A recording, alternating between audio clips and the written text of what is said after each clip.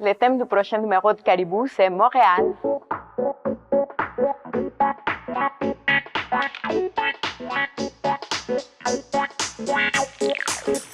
On a demandé à José Di Stasio d'être notre rédactrice en chef invitée parce qu'on est des groupies, premièrement, et aussi parce qu'on voulait qu'elle nous accompagne dans cette aventure de découvrir Montréal à sa façon. J'ai accepté de collaborer à Caribou. D'abord, la qualité de Caribou, je la reconnais depuis votre premier numéro. Je trouve aussi que vous faites un travail fantastique au-delà de la recette. On a choisi le thème Montréal parce que c'est un anniversaire important pour la ville. Une ville tellement inspirante qu'on voulait lui rendre hommage.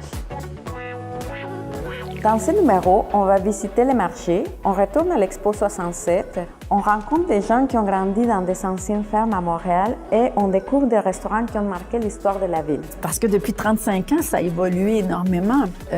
Notre culture, notre image, on se façonne de ce qu'on mange. Et puis de trouver des personnages, je trouve ça toujours tellement intéressant. Alors, d'avoir à l'intérieur de ça un personnage tel Monsieur Masson, témoin de cette histoire-là derrière le bar, c'est charmant, c'est gagnant. Masson photographié.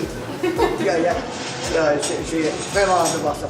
Il y a bien sûr des collaborateurs qui vous accompagnent souvent, autant en illustration qu'en photo, qu'en journaliste. On a confié à Benoît Tardif le mandat d'illustrer un parcours gastronomique dans le Montréal souterrain. J'avoue que moi, ça fait un petit moment que je ne l'avais pas visité, le souterrain. Je vais être très contente d'en avoir un portrait dessiné par Benoît. Ça va être super sympathique. Et puis, s'ajoute peut-être aux collaborateurs réguliers la plume de deux personnes pour le numéro de Montréal, qui est Raphaël Germain et Alexandre Taillefer, qui ont eu l'immense gentillesse d'accepter de participer à ce numéro-là. Je suis vraiment contente.